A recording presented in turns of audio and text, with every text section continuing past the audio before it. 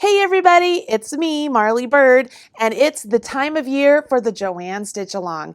This year, we will learn how to make the Knit Basket Weave Wearable Blanket. This blanket is so luscious, so squishy, you are going to want to wrap up in it before it's even off the needles. You make this blanket using 4 balls of the Bernat Forever Fleece yarn and a pair of size 13 knitting needles. That means this project is going to go super fast and just fly off the needles. All you need to do is get that free pattern. The link is in the video description right down there below, and grab your yarn and your needles and we can get started on this project today. And away we go. You have your yarn, you have your knitting needles, and some stitch markers. And before we get started, let's discuss why we want you to use size 13 circular knitting needles. Circular knitting needles are no different than straight needles, except that they're joined together with a cord. The benefit of using circular needles as straights is that we have more room for our stitches to rest in between working them. So we will use these needles as if they are just 2 needles and transfer them back and forth as we finish each row, just like we do with straights. But now we don't have to have all of our stitches squished up on a straight needle. These are really fantastic to use and they allow less stress on your wrist, so it makes for a more enjoyable knitting process. Now, do you have to use circular needles? No, but we do recommend it and I wanted you to know why. All right, let's talk about the cast on. This wearable blanket has us begin with some garter stitch right down here at the beginning. And for me, the perfect cast on that transitions from the cast on to the garter stitch is the long tail cast on. It's really not that difficult. I'm going to show you 2 different ways to work up the long tail cast on. You can choose which one works best for you. First things first, when you're working the long tail cast on, you have to have a long tail. Typically, I will say you have to have 3 times the width of your project. So for this project, the width is about 27 inches wide. So you want to have about 3 times that width. And I always give myself a little bit extra because why not? It's at that extra point that you will place your slip knot. So to work a slip knot, put your tail in the palm of your hand, take your working yarn, wrap it around your forefinger and your middle finger, and when you come back up, cross over. Rotate your hand over. I like to use my pinky to hold my working yarn. I go underneath the front loop, grab that back loop and pull it off my fingers, and I have a slip knot. I will place this slip knot directly onto one of my knitting needles. Now it's time for you to decide which long tail cast on method you prefer. Here's the first one. This first method is very much like a slingshot. It's done with one hand. Take your left hand and grab the tail of your yarn. And with your left thumb, you're going to scoop around that tail and come up. Now, with your pointer finger, I want you to stick your pointer finger out. And when you do that, can you see how that working yarn lays now on the outside of your pointer finger? It goes outside of it. Take the end or the working yarn and bring it back around and just tuck it underneath your fingers here that are just kind of hanging out, holding the 2 ends of the yarn here that goes to the tail, the yarn here that goes to the working yarn. And what it's going to look like, it looks like a slingshot. Okay, can you see that? It looks like a slingshot. Notice I am holding on to my slip knot that's on my knitting needle. I don't want it to go anywhere. Listen, we don't get to control many things in life. Let's control the stitches as they're on our knitting needles. Deal? All right, so what we want to do here is we're going to take our knitting needle, come over here to the bottom of our thumb and scoop up the thumb just like this. Swivel around to the tip of our pointer finger and scoop down the pointer finger and grab that yarn on the pointer finger. What you might not see here is you have a window right there. All right, so the yarn that's around your thumb, you have a window right there. We want to take this knitting needle and have it swing through that window. So what you could think of is going back to the tip of the thumb and just follow the tip of the thumb down. So you're not grabbing any yarn when you do that, as far as the yarn that's on the left hand, you're just coming through that window. When you do that, let the yarn fall off your left hand thumb, pull the two ends and it tightens up a stitch. You now have one stitch on there that you've cast on. Readjust, get back into your slingshot position. Bottom of your thumb, go up the thumb, down the finger, through the window, off the thumb, and adjust. That's your second cast on stitch. Now, I do want to tell you, this first stitch of your slip stitch or your slip knot, that does count as a stitch. So we have 3 stitches total. Readjust, bottom of our thumb, go up the thumb, down the finger, out the window, off the thumb, and pull. Let's do it again.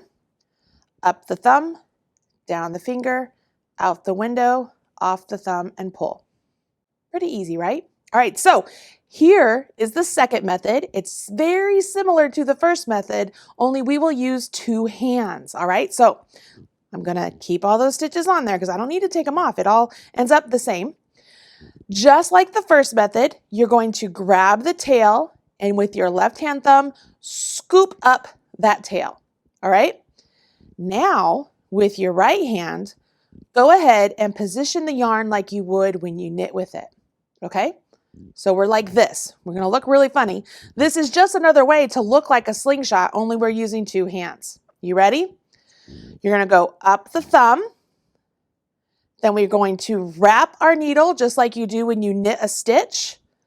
And then that wrap that you just did, we're gonna take it through the stitch that is our thumb and then off. All right, it's just like we're knitting. Grasp your tail, scoop your thumb, picture your thumb as your knitting needle, and this stitch or this yarn that's resting on there, that's your stitch, okay? So we're going into the stitch, yarning over our knitting needle, coming out the stitch, and then off our knitting needle. See that? See how cool that is? Scoop around, up the thumb, or go through the stitch, knit on your needle, come out the stitch, and off. And notice it's just the same as the slingshot method. Up the stitch, around our stitch, just like a knitting needle, out the stitch, and off. But I do recognize that some people prefer to use 2 hands and some people prefer to use 1. You choose which one works best for you and go ahead and cast on the number of stitches written in the pattern. Obviously, I don't have the same number of stitches as you do for the project, but we're just doing a little swatch here. I've cast on all of my stitches and I can put this needle into my left hand and I will grasp the other end of my circular and place it in my right, just like when I'm using straight needles. It's at this point the pattern wants us to knit 4 rows. So you will simply knit 4 rows. Whether you are English style or continental, it doesn't matter. Simply go into each stitch and knit. So you will go into the stitch, wrap your yarn around your right hand needle, and off. Let's knit a few stitches together. This is English style where I hold the yarn in my right hand. And those of you who follow along with me know that this is not my preferred way. I'm actually continental, where I hold the yarn in my left hand. And that's because I started off as a crocheter. So I'm very comfortable with the yarn in my left hand. So I am going into each stitch just like you do when you hold the yarn in your right hand. However, it looks a little different because the yarn is coming from the other side. Once you get through all of the stitches, just like when you get to the end of your knitting needle when you're using straights, you will take this needle, place it into your left hand, take your empty needle, place it into your right hand, and start again. Go into the stitch. I got to the end of my row, turned my work, and I'm ready to knit again. You're supposed to knit 4 rows, so that was 2, so I have 2 more. This is the last stitch of my row 4. And as I turn my work and look at my pattern, I can see that I'm supposed to increase on this row. The reason I'm increasing is because the gauge difference between the garter stitch and the basket weave is just enough that we need a few more stitches. So we will be working make ones. I obviously have a different number of stitches than you do on your project, but we can do some make ones on this and make it work. You will knit across the number of stitches written in your pattern, and when it's time to do a make one, this is what you will do. This strand of yarn that connects the stitch that's on your left-hand needle and the stitch you just knit off of your left-hand needle is what we want to pick up and knit. So with your left-hand needle, what I want you to do is I want you to scoop up that yarn. I want you to scoop up that yarn. If you scoop it up like I did from back to front, what this does is it places that back leg forward and this front leg back towards the back of the needle. If you've picked it up that way, you're going to knit into this front leg of the stitch just like so and knit it. You'll do that because that will twist that stitch and you won't get a hole, but you get an extra stitch there. Okay, so that's what you do if you pick it up from back to front. Let me knit across a couple stitches here and I'm going to show you how you would do it if you picked up that stitch from front to back. So last time we picked up that bar from back to front. If we pick up the bar from front to back, like so, you'll notice that this front leg of the stitch is stepping forward, right? It's towards the tip of my needle, and the back leg of the stitch right back here is like going towards the back of my needle. If you pick up your stitch like this, you want to knit through that back leg. You always want to knit through the leg that's the one that looks most awkward, the one that's not the easiest to get into. So if we knit into the back leg, when we pick it up that way, it twists the stitch and we end up not getting a hole, but we get that extra stitch that we need. Now the pattern itself does have us do the make one in that manner where you pick it up from front to back and then knit it through the back leg. But I wanted to show you the other way just in case you've been doing it the other way and not knitting through that front leg and wondering why you've gotten a hole. Well, now you know. You always want to knit it through the leg that's the hardest to get into, no matter which way you pick it up, from front to back or back to front. If you knit it through the leg that's the hardest to get into, you're going to twist your stitch. All right, so now we've done our make one. It's time to jump into the actual body of this blanket, which is just a combination of knits and purls. We're just going to checkerboard them out a little bit and get a really great stitch pattern. So let's move right along. It's time to make this basket weave stitch. It's so fun to do. One thing I want to point out is this garter stitch edge, which is going to help prevent this piece from rolling, and it will give us a very nice finished look to the piece without having to do any extra finishing. One thing I like to do when I have garter stitch edging like this is use stitch markers to make sure I'm signaling to myself that those stitches are always in garter stitch. So I have some stitch markers here that I have made, and I'm going to use those in my project so that way I know my garter stitch stitches right here are going to be different than my basket weave stitches inside of my fabric. Now, on the basket weave, you'll notice that as you go from garter stitch, it either transitions into some stockinette stitch and then some reverse stockinette, stockinette, reverse stockinette. And then you do that for, for however many rows, and then the next part, it's reverse stockinette and then stockinette, reverse stockinette, stockinette. So it's a combination of knits and purls, stacking your knits and purls and keeping those sections together so that you get stockinette and reverse stockinette. That's what gives you this sort of basket weave look, all right? For that reason, it's very important you keep track of what row you are on. So if you happen to get lost, you can pick up your work and be like, oh, I was on that row, I'm ready to work to this row. As you continue with the pattern and it becomes a little bit easier to remember, you might not need that row reminder, but here at the start, grab yourself a Post-it note and just write down rows 1 through 8. And then every time you finish a row, just do a hash mark. And so that way, whenever you are done with a row, you can then be like, oh, look, I just finished row 4. I'm getting ready to start row 5. As long as you're doing your hash mark after you finish a row, you will always know where you are. This might not seem like much, but until you become familiar with the pattern and it becomes very intuitive what row you're on, keeping track of them with a Post-it note or on your pattern itself will be really, really helpful. Okay, this first row is just a knit row. We don't have to do anything special. So on row 1, I'm just going to knit. We're going to knit along the entire row 1. And again, I do not have the full number of stitches that you do on your pattern, but I went ahead and cast on enough that we can work through several repeats so that we can get through this together. I am coming up to the end of my row 1 and I will turn my work and begin row 2. Now it's on this row, I'm going to introduce the stitch markers. And like I said, these are not written in the pattern, but this is my tip to you in order to keep track of those garter stitches here at the start. The first 3 and the last 3 stitches of our rows are going to be in garter stitch. So we will go ahead and knit those first 3 stitches. Even though the pattern says knit 7, we're going to knit 3 to begin with and add our marker. So that's 3, and then here's our number 4, 5, 6, and 7. Okay, so there's our knit 7. I just put a marker after my first 3.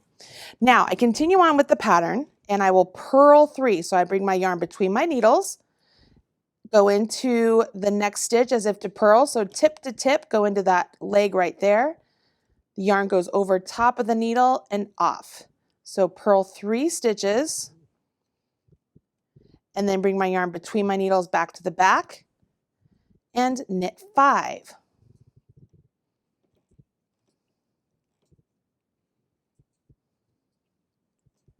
For those of you who are English style, I'm going to attempt to purl English style. Don't judge me because I'm not very good at this, but I'll do my best. Go into that stitch as if to purl. Take your yarn, go over top of your right hand needle, come out that stitch and off. So that's purl 1, 2, and 3. Bring your yarn between your needles back to the back and knit 5. You will repeat the knit 5, purl 3 all the way down to the last 7 stitches of your row. When you get to the last 7 stitches, you will knit them. And we want to place a marker after you've knit 4, 1, 2, 3, 4. We will place another marker, okay? And notice it's a different type of marker. I'm going to tell you why here in a second. And then I will knit the remaining 3. All right, so there's my knit 7 there at the end.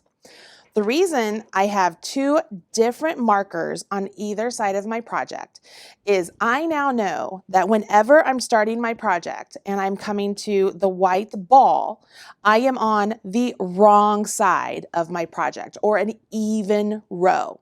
Whenever I start my project and I'm on the black sort of marbly looking thing here, I know I'm on the right side of my project or an odd row, okay? So I have just finished my even row, my row 2, so I will turn my work. And once again, just take this needle that I just finished knitting off of, I put it into my left hand, take my empty needle, it goes into my right hand, and I will continue on working row 3. I'm going to go back to continental knitting here. I start off with a knit 3. And you will notice that brings me right up to my marker because that knit 3, those are my garter stitches. So to slip my marker, I simply slip it. All right, so that's my clue to myself that I know I'm on a right side row, and so I'm on a row 3, and I continue on. I will purl 4,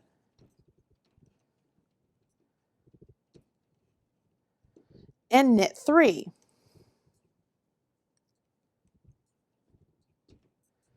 Now this is my repeat. Purl 5,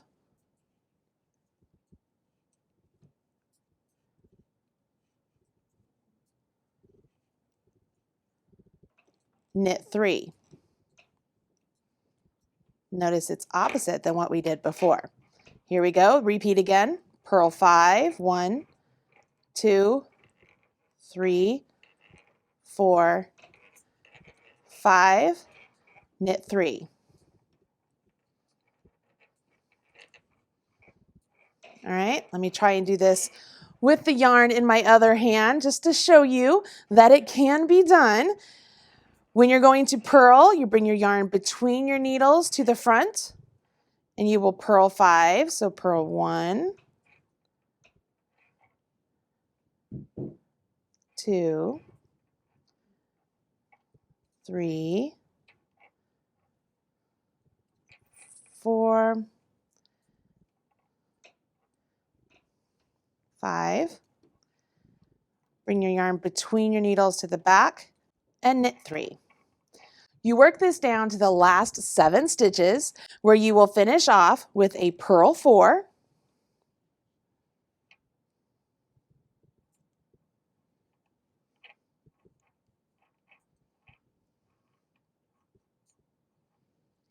if you've added that marker, slip your marker, bring your yarn between your needles and knit 3.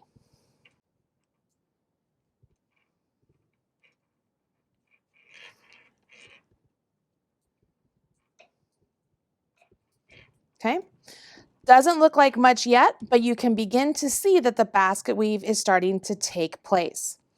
Go ahead and switch your needles again, so that way the empty needle is in your right hand. The needle with all the stitches on it is in your left hand. And we're going to use my little trick here to let us know what row we're on. So we know we're on a wrong side because I'm looking at my stitch marker with the white ball on it. And so I can be like, all right, I'm on a wrong side. If I've been using my tick marks, then I know that I just finished a row 3 and I know I'm ready to go a row 4. Remember, I accidentally did 1 extra there, but I wouldn't add that mark until I was done. But I know I'm getting ready to do a row 4. So let's go ahead and knit row 4, which is just like we did row 2. So you will knit 7. When you come to the marker, just slip it over.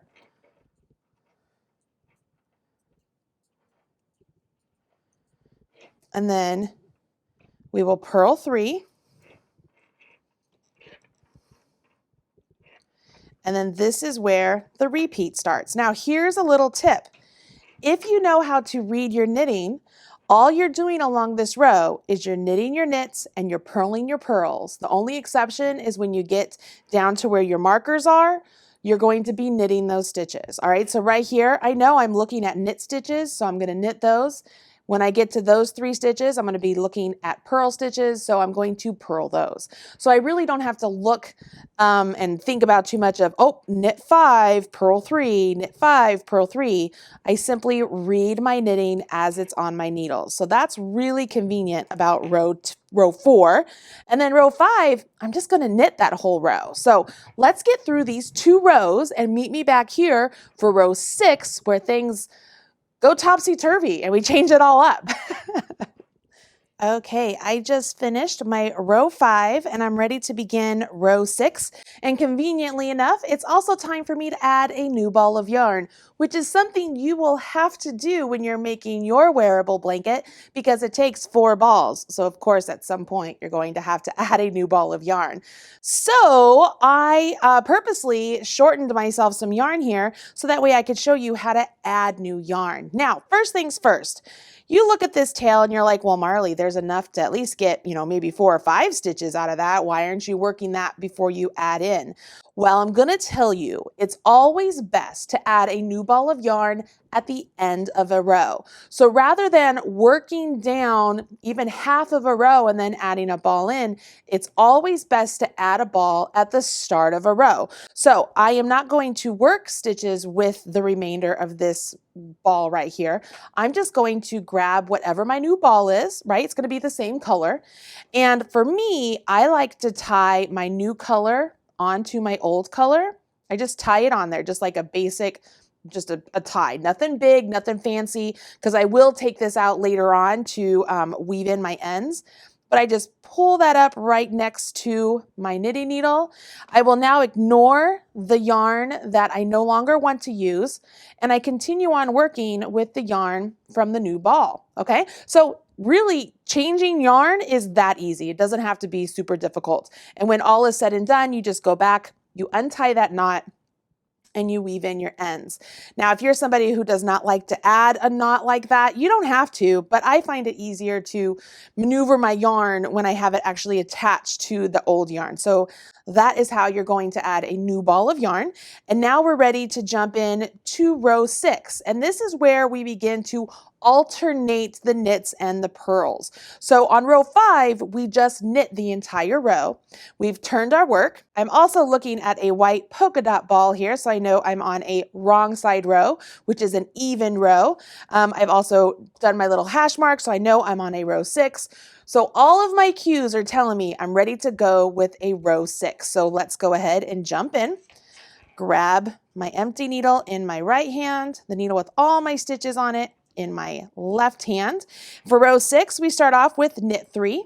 So I will knit 1, 2, and 3. I'll slip my marker because I'm using that handy marker there. And I continue on with purl 3. So I will purl 3. So purl 1, 2, and 3. Knit 5. 1, 2, 3, 4, 5. Purl 3. 1, 2, 3. Knit 5. 1, 2, 3, 4, 5. Purl 3. 1, 2, and 3. Knit 5. 1, 2, 3. What was I? Was I knit 5? 1, 2, 3, 4, 5. And then purl 3. Purl 1, 2, 3. And knit 5. So I want you to notice something here. As we do our knit 5, it's 1 knit stitch from the previous column, 3 of those purls, right? 3 of those purls, and 1 knit stitch from the next column over. So that's where our knit 5 is going to be. So it's really centered around those purl stitches as we're looking at them. So as we do our knit 5, 1, 2, 3, 4, and 5. And we keep going. We're going to finish with our purl 3 here, because we go down to our last 3 stitches, which conveniently is where our stitch marker is. So we'll slip our marker and we finish with our knit 3 to keep that garter stitch edge. Okay? Can you see that? Can you see how it's starting to take shape? All right. So it's at this point, I would put my hash mark because I just finished row 6. I will turn my work. I can check myself because I'm starting off with this other stitch marker. I don't even know what to call it. It looks like a marble to me. It looks really cool, like a marbleized bead. It's just really neat. And now we're on row 7. So we're on the right side. We're on an odd numbered row, and we continue on. And we start off with knit 6. So 1, 2, 3, slip our marker, 4, 5, and 6. And then this is our repeat. Purl 5, purl 1, 2, 3, 4, 5, knit 3. Knit 1, 2, 3. Like before, when I told you if you read your stitches, you really don't have to pay attention too much of what the instructions say, because row 6 is where you set up what you're doing right now. So you have purls right there. You have 5 purls. So if you're looking at purls, you'll purl them. You have 3 knits. So if you're looking at knits, you knit them. The only difference, again, are the 3 stitches on the outside. You keep those in garter stitch. So those are always going to be knit. So without even really looking at row 7, you can look at your work and see where you are. And that's what I mean when I tell you that you're going to begin to know exactly where you are with the pattern as long as you get real comfortable on what row does what and you keep track of what rows you're on, because it's really row 2 and row 6 are the ones that establish the pattern for you, and it becomes a way for you to just be able to look at your fabric to know where you are. But those stitch markers will really help you know which side you're on, and then if you use the little hash marks on the Post-it note, that will be very handy as well. I'm going to get to the last 3 stitches of this row. As I keep going with my purls, I'm going to get my knits here, and I will finish with my 3 knits. So slip my marker. So like I said, this is one of those instances, I'm looking at purls, but because I want to keep them in garter stitch, I'm going to knit them. All right, I knit them.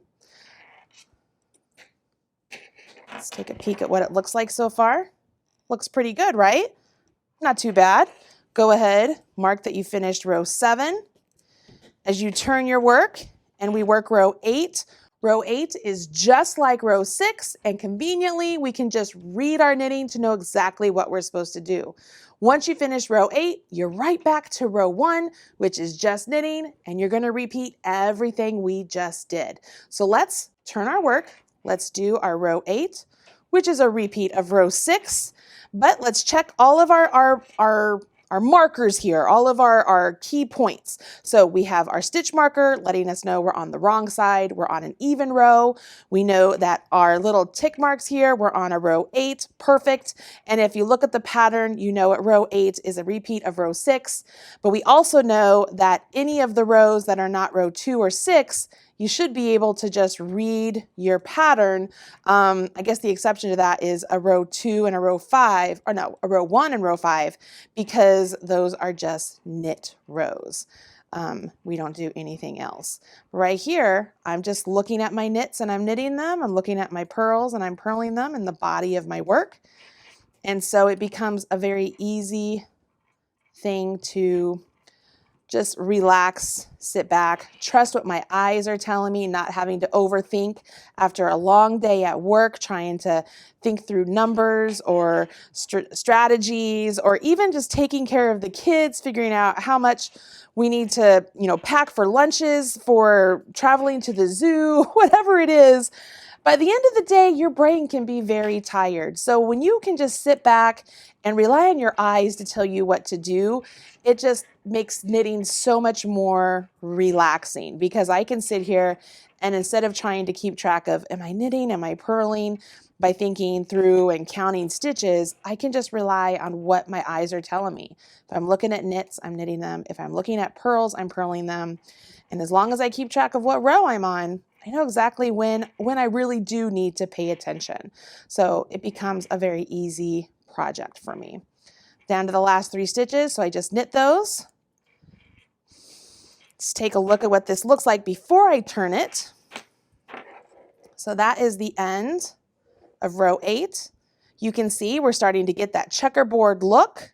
All right, checkerboard look. Just to keep in a rhythm here, I would mark row 8. I would turn my work and I'd begin right back to row 1, which is just a knit row. So I will go back, just knit that whole row. On row 2, I have to pay attention because I'm setting up my pattern again to change. And then I will just knit my knits, purl my purls for 3 and 4. On 5, I just knit. On 6, I'm setting up my pattern again, so I have to pay attention. Then I knit my knits, purl my purls on 7 and 8, and then I repeat. See how easy it is?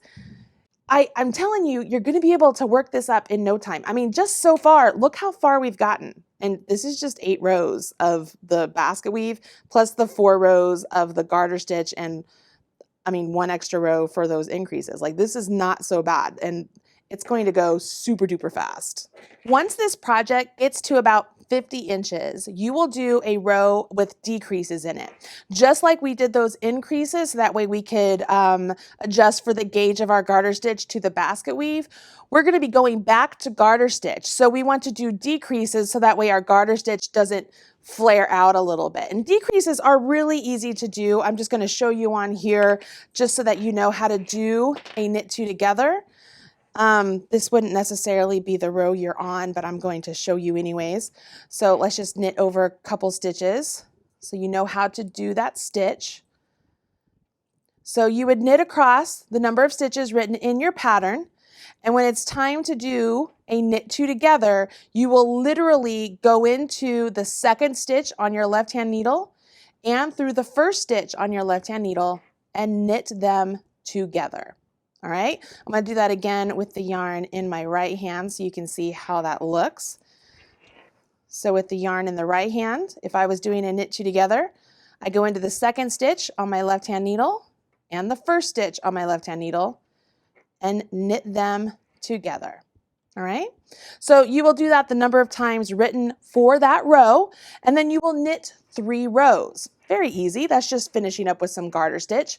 The last thing you do is you will bind off knitwise, which is just a fancy way of saying bind off the way you normally bind off. If you don't know how to do that, let me show you how to do that now. When it's time to bind off, you might have your stitch marker still in play, you might not. It doesn't really matter. I'll show you how to handle that. But you will start off by knitting 2 stitches. So you'll knit 2 stitches and then use your left-hand needle to grab the front leg of that first stitch you bound off and have that stitch leapfrog up and over that second one, just like so. Knit 1 more stitch so that way you get 2 stitches on your right-hand needle. Have your left-hand needle grab that back stitch, let it leapfrog up and over that front one. Do not pull this yarn too tight to make this stitch super tight, otherwise your bind off is going to be too snug. So just keep it nice and relaxed. You can remove your marker. Let's pop that back in. Knit 1 more stitch so that you have 2 stitches on your left-hand needle, on your right-hand needle. Go into that back stitch, have that leapfrog up and over that first one. And you do this all the way down the row, leapfrog up and over. When you get to the last stitch, like if this were the last stitch, all you're going to do is cut your yarn, leave a nice long tail so that way you can weave it in.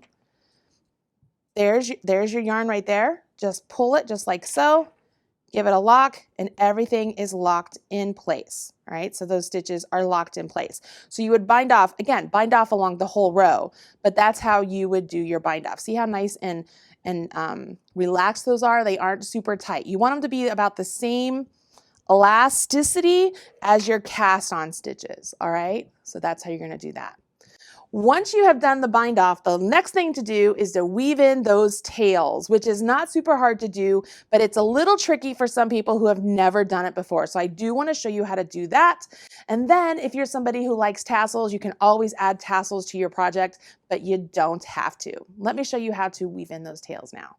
Remember when I joined a new ball of yarn and I tied that knot? Well, the first thing I want to do is untie that knot. Generally speaking, you don't want to have knots in your knitting, so it's not very good, to keep that knot in place. So you want to undo that knot. And now we want to go ahead and weave in our tails. Now, I like a long tail, but this is super long, so I'm going to trim this up just to make it a little easier to deal with. And then I love to use a bent tip tapestry needle, and I will thread this yarn through my bent tip tapestry needle. Usually I will fold it over just like so and wiggle it through and pull it up. Now, if you've ever done duplicate stitch before, this is very similar to that. I like to go ahead and following the path of a stitch, I like to take my yarn and follow a path so that way I am sure that I am weaving in appropriately. So I'm going to come up here and I'm going to go follow the path of that one, and it comes through that and it comes back over here. All right, comes down here and it comes back up over here. Comes around here and back over here. Comes around here, comes back up here, around here, and back down here. Now, over here, I skipped over a row because of garter stitch, but I like the way that looks, so I always do that. You don't have to if you don't want to. You can make those more uniform as far as not skipping a row.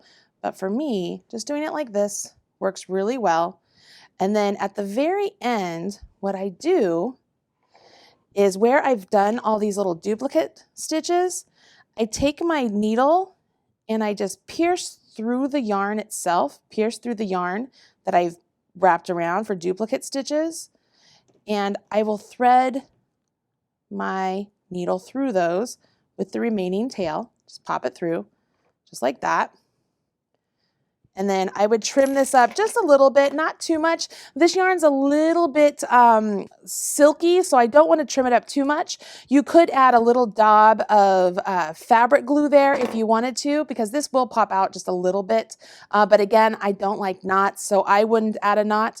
But for me, that should look pretty good. It's a pretty good woven in tail. And then you can take the second one here and then do the same thing.